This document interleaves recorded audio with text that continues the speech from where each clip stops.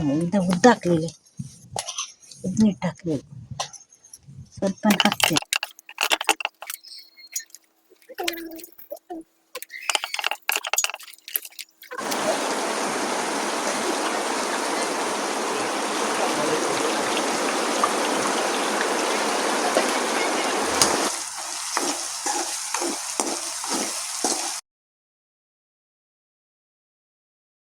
ಅದೇನೋ ತಾಗುದಿಲ್ವಾ?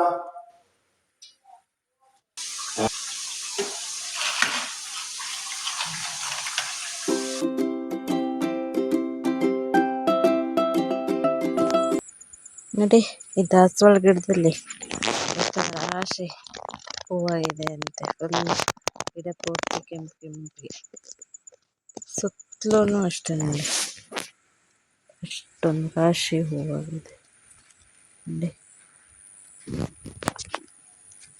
ಎಷ್ಟೊಂದು ರಾಶಿ ದಾಸವಾಳ ಆಗಿದೆ. ನೋಡ್ಲಿಕ್ಕಂತ ಎಷ್ಟು ಖುಷಿ ಅನ್ನಿಸ್ತದೆ ಅಂತ. ಇನ್ನು ನಾಳೆಗೂ ಕೂಡ ಇದಕ್ಕೂ ಡಬಲ್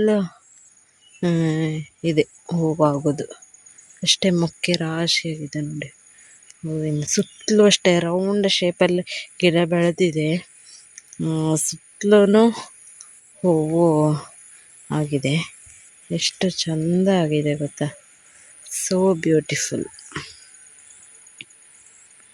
ನೋಡಿ. ಈ ಥರದ್ದು ಗಿಡ ಬೆಳೆಸ್ಕೊಳ್ಬೇಕು ಮನೆಯಲ್ಲಿ, ಎಷ್ಟು ಚಂದ ಗೊತ್ತಾ. ಇದರ ಹೆಸರನ್ನು ಕಾಮೆಂಟ್ ಮಾಡಿ ನೋಡುವ, ಯಾರ್ಯಾರ ಮನೇಲಿ ಇದೆ ಅಂತಲೂ ಕಾಮೆಂಟ್ ಮಾಡಿ.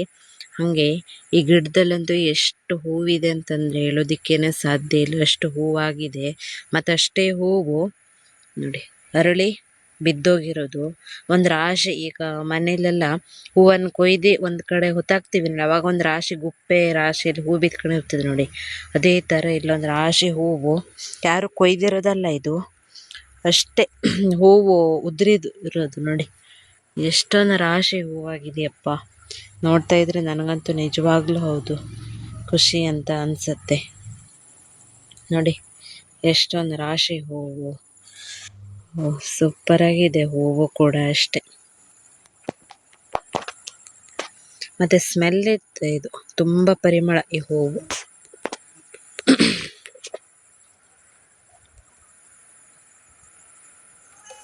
ನಿನ್ನಾಗನ ವಿಡಿಯೋದಾಗ ಹೇಳಿದೆ ನಾಳೆಗೆ ನಮ್ಮ ಮನೇಲಿ ಅಕ್ಕಿ ವಡೆ ಮಾಡಿದ್ರು ಅಂತ ಹೇಳಿ. ಹಾಗಾಗಿ ಇವತ್ತು ಬೆಳಗ್ಗೆ ಮುಂಚೆ ಸುಮಾರೆಲ್ಲ ಕೆಲಸ ಎಲ್ಲ ಮುಗಿಸ್ಕೊಂಡು, ಅಡುಗೆ ಎಲ್ಲ ಮುಗಿಸ್ಕೊಂಡು 10:30 11 ಗಂಟೆ ಹಿಂಗೆ ಅಕ್ಕಿ ವಡೆ ಮಾಡೋಕ್ಕೆ ಶುರು ಮಾಡಿರು. ಹಾಗೆ ರೆಸಿಪಿ ಬೇಕಿದ್ದರೆ ಕೇಳಿ ಅಂತ ಹೇಳಿದ್ದೆ. ಹಾಗೆ ಕೆಲವೊಂದು ಜನ ತಿಳಿಸಿ ಅಂತ ಹೇಳಿದ್ರಿ. ಹಾಗಾಗಿ ಸುಮಾರಷ್ಟು ಕ್ಲಿಪ್ಪಿಂಗನ್ನು ತಗೊಂಡಿದ್ದೀನಿ. ಫಸ್ಟಲ್ಲಿ ನಾವು ತೆಂಗಿನಕಾಯಿ, ಮೆಣಸು, ಕೊತ್ತಂಬರಿ, ಜೀರಿಗೆ, ಓಮ, ಕಾಯಿ ಮತ್ತು ಮೆಣಸು, ಕೊತ್ತಂಬರಿ, ಜೀರಿಗೆ ಇದನ್ನೆಲ್ಲ ಸ್ವಲ್ಪ ಮಸಾಲೆ ಥರ ಮಾಡಿ ಹಾಕಿರು. ಹಾಗೆ ನೀವು ಎಷ್ಟೆಷ್ಟು ತಗೊಂತೀರಿ ನೋಡಿ ಅದರ ಅಳತೆಯಲ್ಲಿ ಹಾಕಬೇಕಾಯ್ತದೆ. ನಮ್ಮದು ಇದು ಒಂದು ಸಿದ್ಧಿ ಅಳತೆಯಲ್ಲಾದರೆ 16 ಇಂದ 18 ಸಿದ್ಧ ಅಕ್ಕಿ ಆಯ್ತದೆ. ಕೊಳಗಲ್ ಲೆಕ್ಕದಲ್ಲಾದರೆ 2 ಕೊಳಗ ಅಕ್ಕಿಯ ವಡೆ ಮಾಡ್ತಾ ಇರೋದು. ಹಾಗಾಗಿ ಜಾಸ್ತಿ ಆಗ್ತದೆ. ಇದರಲ್ಲಿ ಸರಿಯಾದ ಒಂದೇ ಪ್ರಮಾಣದಲ್ಲಿ ಸ್ವಲ್ಪ ತಿಳಿಸ್ಲಿಕ್ಕೆ ಆಗೋದಿಲ್ಲ. ಹಾಗಾಗಿ ಇದಿಷ್ಟನ್ನು ಹಾಕಬೇಕಾಯ್ತದೆ.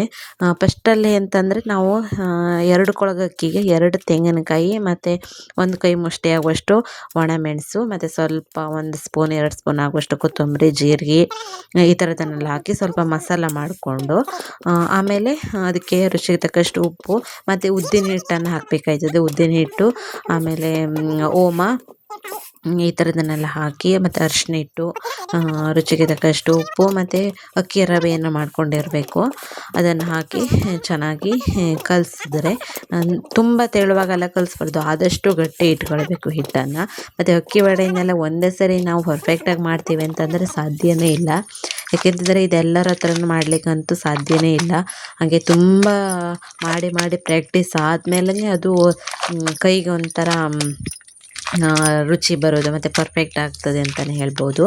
ಹಾಗೆ ನೋಡಿ ಚೆನ್ನಾಗಿ ಹಿಟ್ಟನ್ನೆಲ್ಲ ಕಲಿಸ್ಕೊಂಡು ಆದ ನಂತರ ಈ ರೀತಿ ಹಿಟ್ಟನ್ನು ನೋಡಿ ಒತ್ತಿ ಒತ್ತಿ ಕಲಿಸ್ಬೇಕು. ಈ ಥರ ಚೆನ್ನಾಗಿ ಒತ್ತಿ ಒತ್ತಿ ಕಲಿಸೋದ್ರಿಂದ ಅಕ್ಕಿ ವಡೆ ಪರ್ಫೆಕ್ಟಾಗಿ ಉಬ್ಬಿ ಮತ್ತು ಸ್ಮೂತಾಗಿ ಬರೋದು. ನಾವು ಆದಷ್ಟು ಹಿಟ್ಟನ್ನು ಈ ರೀತಿ ತಿಕ್ಕಿದ್ರೇ ಚೆನ್ನಾಗಿ ಬರ್ತದೆ. ಆಮೇಲೆ ಉಂಡೆ ಮಾಡಿ ಎಣ್ಣೆಯಲ್ಲಿ ಕರೆದ್ರೆ ಆಯಿತು. ಸೊ ತುಂಬ ಕಷ್ಟವಾದ ಕೆಲಸ ಅಂತಲೇ ಹೇಳ್ಬೋದು ಇದೊಂಥರ. ಮತ್ತು ಒಬ್ಬರಿಂದ ಇಬ್ಬರಿಂದ ಆಗುವಂಥದ್ದಲ್ಲ. ಒಂದು 2 ಕೊಳಗ ಅಕ್ಕಿ ವಡೆ ಮಾಡೋದಿರಲ್ಲ, 4 ಜನನಂತೂ ಮಿನಿಮಮ್ ಬೇಕಾಗ್ತಾರೆ. ಹಾಗೆ ನಾವು ಎಂತಕ್ಕೆ ವಡೆ ಮಾಡ್ತಿದ್ರು ಅಂತಂದರೆ ನಮ್ಮ ಮನೇಲಿ ಗಡೆ ಪೂಜೆ ಬಂತು, ಹಾಗಾಗಿ ಈ ಥರ ಮಾಡಿ ಇಟ್ಕೊಂಡ್ರೆ ಸುಲಭ ಆಗ್ತದೆ ಹೇಳಿ ಮಾಡ್ಕೊತ ಇದ್ದರು.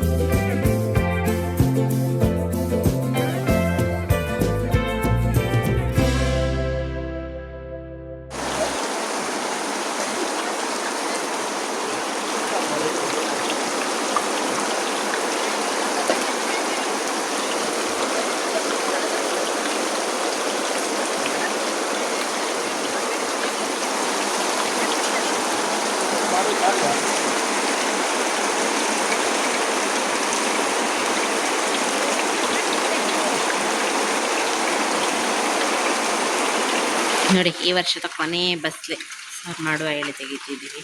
ಅಂದರೆ ಈಗ ಮತ್ತೆ ಮಳೆಗಾಲದೆಲ್ಲ ಕೊಳ್ತೋಯ್ತದೆ, ಹಾಗಾಗಿ ಸ್ವಲ್ಪ ಉಂಟು.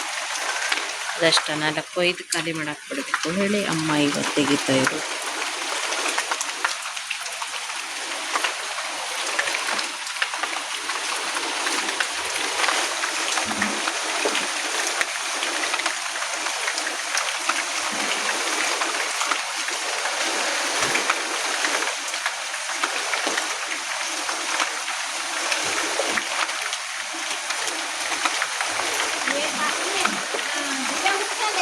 ಹಾಂ,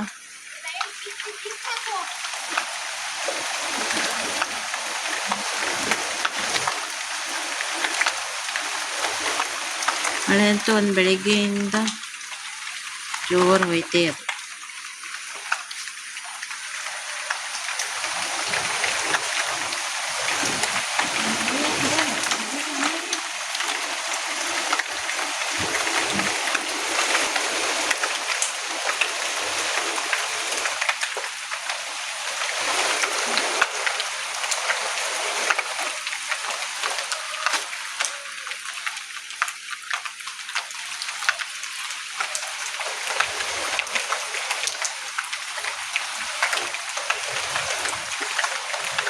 ಇದು ಎಂತೆಂತ ಮಾಡ್ತಿದ್ದಾಳೆ ನಂಗೆ ಗೊತ್ತಾಗೋದಿಲ್ಲ.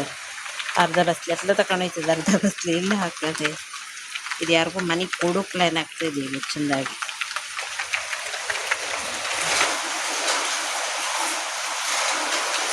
ನೋಡಿ, ರಾಗಣ್ಣನ ಮನೆಗೆ ಬಸ್ಲಿ ಕೊಡೋಕೆ ಹೋಯ್ತಾರೆ. ನಮ್ಮ ಮನೇಲಿ ನಾವು ತಿನ್ನೋಕ್ಕಿಂತ ಬೇರೆ ಮನೆಗೆ ಕೊಟ್ಟೆ ಖಾಲಿ ಆಯ್ತು ಅರ್ಧ. ಹಾಯ್ ಎಲ್ರಿಗೂ, ನಿನ್ನೆ ಬ್ಲಾಗ್ನೇ ಮತ್ತೆ ಇವತ್ತು ಕಂಟಿನ್ಯೂ ಮಾಡ್ತಾ ಇದ್ದೀನಿ. ಯಾಕೆಂದರೆ ನಿನ್ನೆ ಸುಮಾರು ಎಲ್ಲ ಕೆಲಸ ಎಲ್ಲ ಮುಗಿಸ್ಕೊಂಡು ನಾವು ವಡೆ ಸುಡೋಕ್ಕೆ ಶುರು ಮಾಡಿರೋ. ಸುಮಾರು ಒಂದು 11-12 ಗಂಟೆ ಹಿಂಗೆ ಶುರು ಮಾಡ್ಕೊಂಡಿರೋ. ಸಂಜೆ ಒಂದು 5-5:30 ತನಕ ಅದ್ರ ಕೆಲಸನೇ ಇತ್ತು. ಹಾಗಾಗಿ ಮತ್ತೆ ಜಾಸ್ತಿ ಬ್ಲಾಗ್ ಏನು ಮಾಡಲಿಕ್ಕಾಗಲಿಲ್ಲ. ಹಾಗಾಗಿ ಸ್ವಲ್ಪ ವಡೆದು ವಿಡಿಯೋ ಕ್ಲಿಪ್ ಎಲ್ಲ ತಗೊಂಡಿದೆ. ಅದನ್ನು ಇಟ್ಕೊಂಡು ಇವತ್ತು ಮತ್ತೆ ಅದೆಲ್ಲ ಕಂಟಿನ್ಯೂ ಮಾಡ್ತಾ ಇದ್ದೀನಿ. ಸೊ ಇವತ್ತೆಷ್ಟು ಬ್ಲಾಗ್ ಆಗುತ್ತೆ ಅಂತ ನೋಡೋಣ. ಹಾಗೆ ನನ್ನ ಚಾನಲನ್ನು ಯಾರು ನೋಡ್ತಾ ಇದ್ದಾರೆ ನೋಡಿ, ಪ್ಲೀಸ್ ಸಬ್ಸ್ಕ್ರೈಬ್ ಮಾಡಿ, ಸಪೋರ್ಟ್ ಮಾಡಿ. ನನ್ನ ಚಾನಲಲ್ಲಿ ಬರುವಂಥ ಎಲ್ಲ ವೀಡಿಯೋಸ್ಗಳನ್ನೆಲ್ಲ ನೋಡಿ ಸಪೋರ್ಟ್ ಮಾಡಬೇಕು ಅಂತ ವಿನಂತಿ. ಹಾಗೆ ಬ್ಲಾಗ್ನ ಕಂಟಿನ್ಯೂ ಮಾಡೋಣ. Let's go.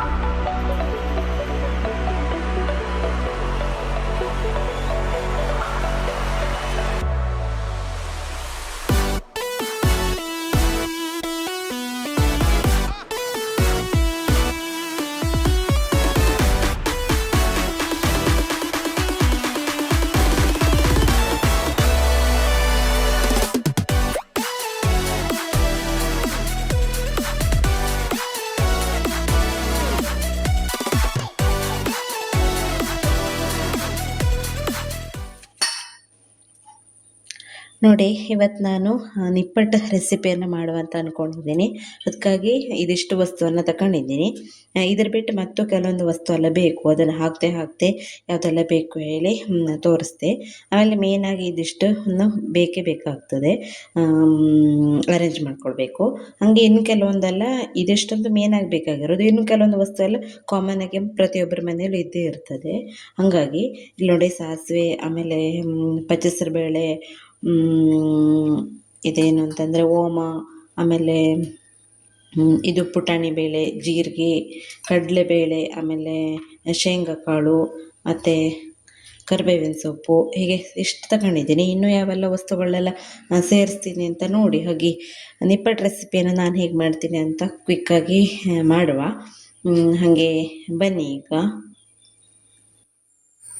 ಈಗ ನಾನು ಶೇಂಗಾವನ್ನು ಹುರ್ಕೊಂಡು ಅದರದ್ದು ಕೆಂಪು ಸಿಪ್ಪೆಯನ್ನು ತಗೋಬೇಕು, ಬಿಳಿ ಕಾಳನ್ನು ಮಾಡ್ಕೋಬೇಕು. ಹಾಗಾಗಿ ಸ್ವಲ್ಪ ಹುರ್ಕೊಳ್ಬೇಕು, ಹಸಿ ಕಾಳಿದು. ಹಾಗಾಗಿ ಈಗ ಶೇಂಗಾ ಕಾಳನ್ನು ಹುರ್ಕೊತಾ ಇದ್ದೀನಿ. ಕಡಲೆಬೇಳೆ ಮತ್ತು ಹೆಸರುಬೇಳೆ ಇದನ್ನೆಲ್ಲ ನೆನೆಸಿನೂ ಕೂಡ ಹಾಕೊಳ್ಬೋದು, ಹಾಗೆ ಡೈರೆಕ್ಟಾಗೂ ಕೂಡ ಹಾಕ್ಬೋದು. ನಾನು ಡೈರೆಕ್ಟಾಗಿನೇ ಹಾಕ್ತೀನಿ. ಈಗ ನೋಡಿ, ಶೇಂಗಾವನ್ನೆಲ್ಲ ಹುರ್ಕೊಂಡು ಅದರದ್ದು ಕೆಂಪು ಸಿಪ್ಪೆನೆಲ್ಲ ತೆಕ್ಕೊಂಡು ಒಂದನ್ನು ಹಾಕ್ಕೊಂಡಿದ್ದೀನಿ.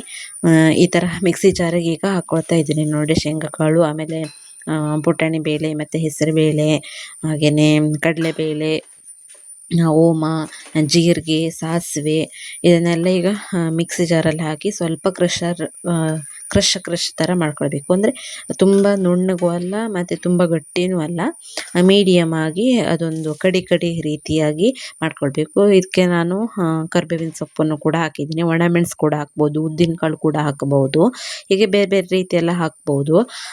ಇದನ್ನು ಹಾಕಿ ಸ್ವಲ್ಪ ಮಿಕ್ಸಿ ಜಾರಲ್ಲಿ ತರಿಯಾಗಿ ರುಬ್ಕೊಂಡು ಬಂದಿದ್ದೀನಿ. ಈಗ ನೋಡಿ 1 ಕಪ್ ಆಗುವಷ್ಟು ಅಕ್ಕಿ ಹಿಟ್ಟನ್ನು ಹಾಕ್ಕೊಂಡಿದ್ದೀನಿ. ಅದಕ್ಕೀಗ ಇದಿಷ್ಟನ್ನು ಏನು ಪೌಡ್ರ್ ಮಾಡ್ಕೊಂಡಿದ್ದೆ ನೋಡಿ, ಅದೆಲ್ಲನೂ ಕೂಡ ಹಾಕಿದ್ದೀನಿ. ಇದರ ಅಳತೆ ಹೇಗೆ ತಗೋಬೇಕು ಅಂತಂದರೆ, ನಾವು ಈಗ ಒಂದು ತರಿಯಾಗಿ ಒಂದು ಪೌಡರನ್ನ ಮಾಡ್ಕೊತೀವಿ ನೋಡಿ, ಅದರದ್ದು ಸಮ ಪ್ರಮಾಣದಲ್ಲೇ ನಾವು ಅಕ್ಕಿ ಹಿಟ್ಟನ್ನು ತಗೊಂಡ್ರೆ ಆಯಿತು. ಹಾಗೆ ಅಕ್ಕಿ ಹಿಟ್ಟು ಮತ್ತು ಆ ಬೇಳೆಕಾಳದ್ದೆಲ್ಲ ಪೌಡ್ರಲ್ಲಿ ಹಾಕಾದ್ಮೇಲೆ ಸ್ವಲ್ಪ ಅದು ಹಿಟ್ಟು ಒಂಥರ ಅಂಟು ರೀತಿ ಬರಬೇಕಾಯ್ತದೆ. ಹಾಗಾಗಿ ಸ್ವಲ್ಪ ಕಡಲೆ ಹಿಟ್ಟನ್ನು ಹಾಕ್ಕೊಂಡೆ, ಒಂದು ಅರ್ಧ ಕಪ್ ಆಗುವಷ್ಟು ಕಡಲೆ ಹಿಟ್ಟನ್ನು ಹಾಕ್ಕೊಂಡಿದ್ದೀನಿ.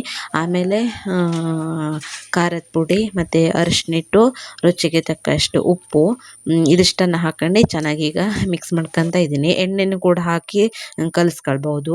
ನಾನು ಎಣ್ಣೆ ಹಾಕಲಿಲ್ಲ, ಹಾಗೆ ಬಿಸಿ ನೀರು ಅಥವಾ ತಣ್ಣೀರು ಯಾವುದಾದ್ರೂ ನೀರಲ್ಲಿ ಹಾಕಿ ಚಪಾತಿ ಹಿಟ್ಟಿನ ಹದಕ್ಕೆ ಈ ಹಿಟ್ಟನ್ನು ಕಲಿಸ್ಕೊಂಡ್ರೆ ಆಯಿತು. ನಿಪ್ಪಟ್ಟು ಅಂತ ಮಾಡೋದಂತ ತುಂಬ ಸುಲಭ ಅಂತಲೇ ಹೇಳ್ಬೋದು, ಮತ್ತು ಬೇಗ ಆಯ್ತದೆ, ಜಾಸ್ತಿ ಜನ ಬೇಕು ಅಂತಿಲ್ಲ. ಹಾಗೆ ಈಗ ಮಳೆ ಸೀಸನ್ ಅಂತೂ ಶುರುವಾಗಿಬಿಟ್ಟಿದೆ, ಹಾಗಾಗಿ ಈ ಥರದ ಒಂದು ಏನಾದರೂ ತಿಂಡಿ ಎಲ್ಲ ಪ್ರತಿದಿನ ಚಹಾ ಕುಡಿಯೋ ಟೈಮಲ್ಲಾಗಲಿ ಮತ್ತು ಸಂಜೆ ಟೈಮಲ್ಲಿ ಮತ್ತು ಮಳೆ ಬರ್ತಿರೋ ಟೈಮಲ್ಲೆಲ್ಲ ತಿನ್ನಬೇಕಂತ ಅನ್ನಿಸ್ತಾ ಇರ್ತದೆ. ಹಾಗಾಗಿ ಈ ಥರದ ರೆಸಿಪಿಗಳೆಲ್ಲ ಈಗ ತುಂಬಾ ಸೂಟ್ ಆಗುತ್ತೆ ಮತ್ತು ಮಾಡಿಕೊಂಡ್ರೆ ಚೆನ್ನಾಗಿರ್ತದೆ ಮನೆಯಲ್ಲಿ ಅಂತಲೇ ಹೇಳ್ಬೋದು. ನಮ್ಮ ಮನೆಯಲ್ಲಂತೂ ನಾನು ಜಾಸ್ತಿಯಾಗಿ ಅಂಗಡಿಗಳಲ್ಲಿ ಸಿಗುವಂಥ ಈ ಥರ ತಿಂಡಿಗಳನ್ನ ತರೋದಕ್ಕಿಂತನೂ ಮನೆಯಲ್ಲೇ ಜಾಸ್ತಿಯಾಗಿ ಮಾಡ್ತಾ ಇರುತ್ತೆ. ಈ ಥರದ್ದೆಲ್ಲ ಚಿಪ್ಸ್ ಆಗಿರ್ಬೋದು, ನಿಪ್ಪಟ್ಟು, ವಡೆ, ಹೀಗೆ ಚಕ್ಕಲಿ, ಹೀಗೆ ಬೇರೆ ಬೇರೆ ರೀತಿಯಾದಂಥ ತಿಂಡಿಗಳನ್ನೆಲ್ಲ ಮಾಡ್ತಾ ಇರ್ತೀನಿ. ನನಗಂತೂ ಈ ಥರ ತಿಂಡಿಗಳನ್ನೆಲ್ಲ ಮಾಡಿ ಮನೆಯವ್ರಿಗೆಲ್ಲ ಕೊಡೋದು ಅಂತಂದ್ರಲ್ಲ ತುಂಬಾ ಇಷ್ಟ. ಹಾಗೆ ಚಪಾತಿ ಹಿಟ್ಟಿನ ಅದಕ್ಕೆ ಈ ರೀತಿ ಕಲಿಸ್ಕೊಂಡು ಸಣ್ಣ ಸಣ್ಣ ಉಂಡೆ ಮಾಡ್ಕೊಂಡ್ರೆ ಆಯಿತು. ಇದನ್ನು ಒಂದೇ ಸರಿ ಈ ಥರದ್ದು ಒಂದೊಂದೇ ಕೆಲಸವನ್ನು ಮುಗಿಸ್ಕೊಂತ ಹೋಯ್ತೆ ನಾನು. ಹಾಗಾಗಿ ಬೇಗ ಆಯ್ತದೆ ನೋಡಿ. ಈಗ ಚಪಾತಿ ಹಿಟ್ಟೆಲ್ಲನೂ ಕಲಿಸ್ಕೊಂಡಾದ ನಂತರ ಇದಿಷ್ಟನ್ನು ಕೂಡ ಸಣ್ಣಕ್ಕೆ ಒಂದು ಸರಿ ಉಂಡೆ ಕಟ್ಕೊಬಿಡ್ತೀನಿ. ಫಾಸ್ಟ್ ಹೆಂಗೆ ಆಯ್ತದೆ ನೋಡಿ ಕೆಲಸ, ಆ ಥರ ನಾನು ಪ್ಲ್ಯಾನ್ ಮಾಡ್ಕೊತ ಹೋಗ್ತೀನಿ. ಮತ್ತು ಒಟ್ಟಿಗೆ ಈಗ ಪಾತ್ರೆ ಎಲ್ಲನೂ ಆಯ್ತದೆ, ಅದನ್ನೆಲ್ಲ ತೊಳ್ಕೊಳ್ತಾ ಹೀಗೆ ಎಲ್ಲ ಕೆಲಸನೂ ಮುಗಿಸ್ಕೊತೀನಿ. ಮತ್ತು ಎಲ್ಲದಕ್ಕೋಸ್ಕರನೂ ಕಾಯ್ತಾ ಇರೋದಿಲ್ಲ, ಇದು ಮಾಡಬೇಕು ಇಷ್ಟೊತ್ತಿಗೆ ಅಂತ ಕಾಯ್ತಾ ಇರೋದಿಲ್ಲ. ಹೇಗೆ ಟೈಮ್ ಸಿಕ್ತು ನೋಡಿ ಅದರಲ್ಲಿ ಮ್ಯಾನೇಜ್ ಮಾಡ್ಕೊತ ಹೋಗ್ತಾ ಇರುತ್ತೆ ನೋಡಿ. ಈಗ ಎಲ್ಲನೂ ಉಂಡೆ ಕಟ್ಕೊಂಡು ಈಗ ಒಂದು ಪ್ಲೇಟಲ್ಲಿ ಹಾಗೆ ಇಟ್ಕೊಂಡಿದ್ದೆ. ಹಾಗೆ ಈಗ 2 ಬಾಳೆ ಎಲೆ ತಗೊಂಡಿದ್ದೆ, ಅದಕ್ಕೆ ಮೇಲ್ಗಡೆಗೆ ಎಣ್ಣೆಯನ್ನು ಹಚ್ಕೊಂಡು ಪೂರಿ ಪ್ರೆಸರ್ ಇರ್ತದೆ ನೋಡಿ, ಅದರಲ್ಲಿ ಒತ್ತಿ ಹಾಕ್ಬಿಡ್ತೀನಿ. ಮತ್ತು ಅದನ್ನು ತಿಕ್ತಾ ಇದ್ದರೆ ಮತ್ತು ಹೀಗೆ ಪ್ರೆಸ್ ಮಾಡ್ತಾಯಿದ್ರೆ ಲೇಟ್ ಆಯ್ತದೆ. ಇದಂತೂ ಈಸಿ ಕೆಲಸ ನಿಪ್ಪಟ್ಟು ಮಾಡೋಕ್ಕೆ ನೋಡಿ.